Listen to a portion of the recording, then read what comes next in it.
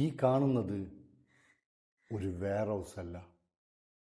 ഈ കാണുന്നത് ഒരു പൊളിക്കാറായിട്ടുള്ള ഒരു കെട്ടിടവുമല്ല.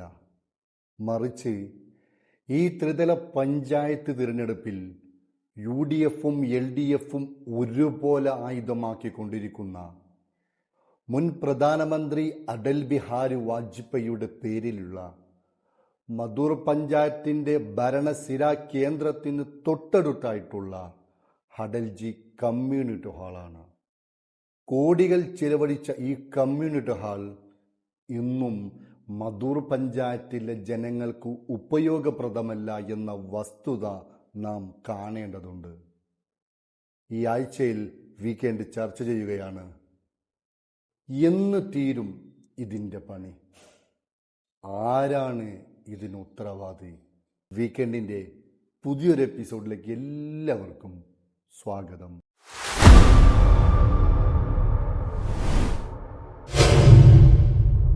ഈ വിഷയത്തിൽ സംസാരിക്കുന്നത് BJPയിൽ നിന്ന് മധൂർ ഗ്രാമപഞ്ചായത്ത് പ്രസിഡന്റ് ഗോപാലകൃഷ്ണ കെ, UDFിൽ നിന്ന് മധൂർ ഗ്രാമപഞ്ചായത്ത് അംഗം ഹബീബ് ചെട്ടിമുഴി, LDFിൽ നിന്ന് മധൂർ ഗ്രാമപഞ്ചായത്ത് അംഗം ഉദയകുമാർ C എന്നിവരാണ്. ആദ്യം മധൂർ ഗ്രാമപഞ്ചായത്ത് പ്രസിഡന്റിന്റെ വാക്കുകളിലേക്ക്.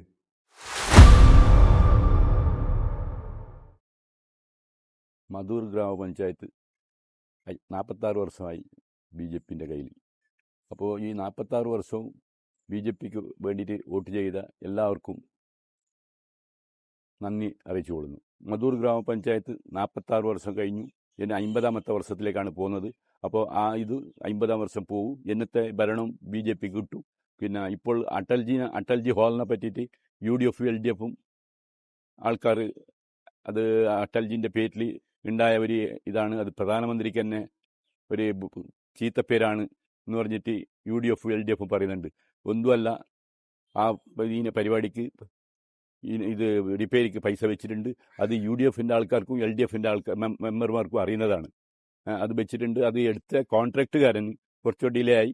ഇപ്പോൾ നടന്നിട്ട് ഇപ്പോൾ ഈ ഇലക്ഷൻ കഴിയുന്നതിൻ്റെ തൊട്ട് അതെല്ലാം ശരിയാവുന്നതാണ്. കമ്മ്യൂണിറ്റി ഹാള് 2005 പ്രവൃത്തി ആരംഭിച്ച ഒരു പ്രൊജക്റ്റാണ്.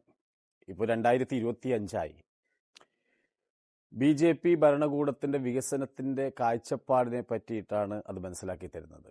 വ്യക്തമായൊരു കാഴ്ചപ്പാടില്ലാത്ത ഒരു ഭരണസമിതിയാണ് കഴിഞ്ഞ 46 വർഷക്കാലമായി മധൂർ പഞ്ചായത്ത് ഭരിക്കുന്നത്. വികസന കാര്യത്തിൽ ഏറ്റവും നല്ല സാധ്യതയുള്ള കേരളത്തിലെ തന്നെ നമ്പർ 1 പഞ്ചായത്താവേണ്ട ഒരു പഞ്ചായത്തിനെ കാഴ്ചപ്പാടില്ലായ്മയും തമ്മിലടിയും കൊണ്ടാണ് ഈ കമ്മ്യൂണിറ്റി ഹാൾ പോലുള്ള ഹാളുകൾ പൂർത്തീകരിക്കാൻ 20 വർഷമായിട്ടും കഴിയാത്തത്. 20 വർഷം വേറൊരു പാർട്ടി ഈ പഞ്ചായത്ത് ഭരിച്ചിട്ടില്ല. ഈ പഞ്ചായത്ത് രൂപീകരിച്ചതിന് ശേഷം വേറൊരു പാർട്ടി ഈ പഞ്ചായത്ത് ഭരിച്ചിട്ടില്ല. BJP തന്നെയാണ് ഭരിച്ചത്. അപ്പോൾ 5 വർഷം കഴിയുമ്പോൾ വേറെ പാർട്ടി ഭരിച്ചിരുന്നെങ്കിൽ നമുക്ക് പറയാമായിരുന്നു മുമ്പത്തെ ഭരണസമിതിയുടെ പദ്ധതി നടപ്പിലാക്കാനുള്ള ഒരു നടപടി ഇല്ല എന്ന്. പക്ഷെ BJP തന്നെയാണ് ഭരിച്ചത്. 20 വർഷം നീട്ടിക്കൊണ്ടുപോയി. അവസാനം ഇതിന് ഫണ്ട് വെക്കുമ്പോൾ ഞാനടക്കമുള്ള ജനപ്രതിനിധികൾ പറഞ്ഞിരുന്നു, എത്രയും പെട്ടെന്ന് ഇതിൻ്റെ ജോലി തീർക്കണം.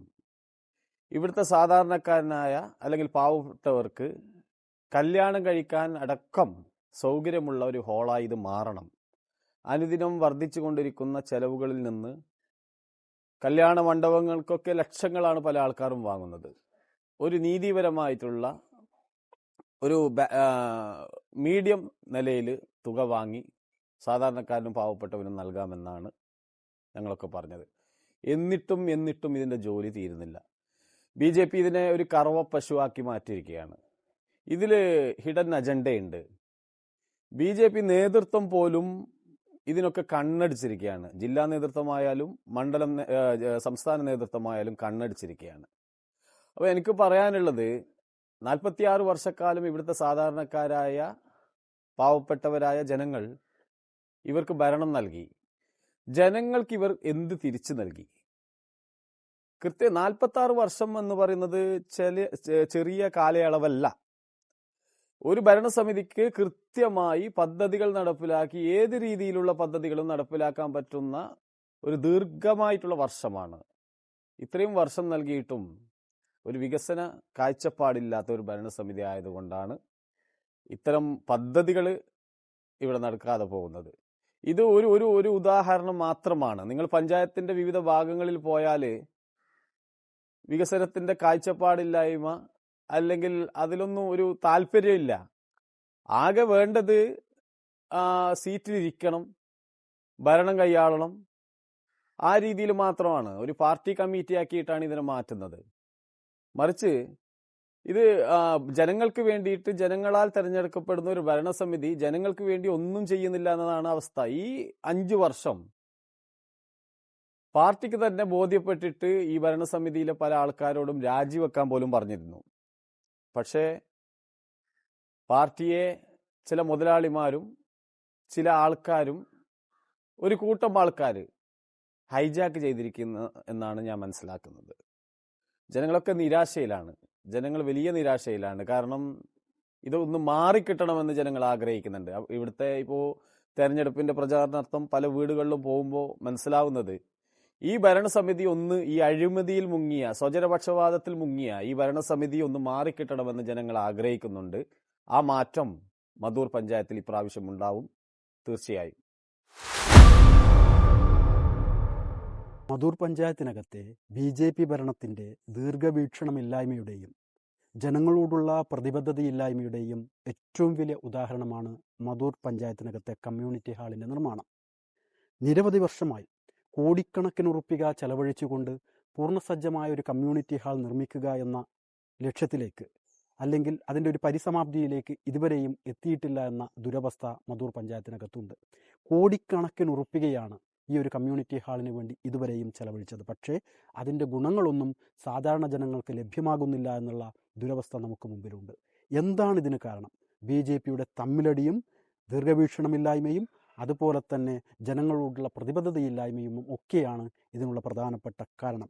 പഞ്ചായത്തിൻ്റെ മുഴുവൻ വികസന പ്രവർത്തനങ്ങൾക്കു വേണ്ടി ചെലവഴിക്കേണ്ട ഒരു CFC ഫണ്ട് 40 ലക്ഷം ഉറുപ്പിക BJP നേതാക്കൾ പഞ്ചായത്ത് അംഗങ്ങളായ ഞങ്ങൾക്ക് മുമ്പിൽ അവതരിപ്പിച്ചു.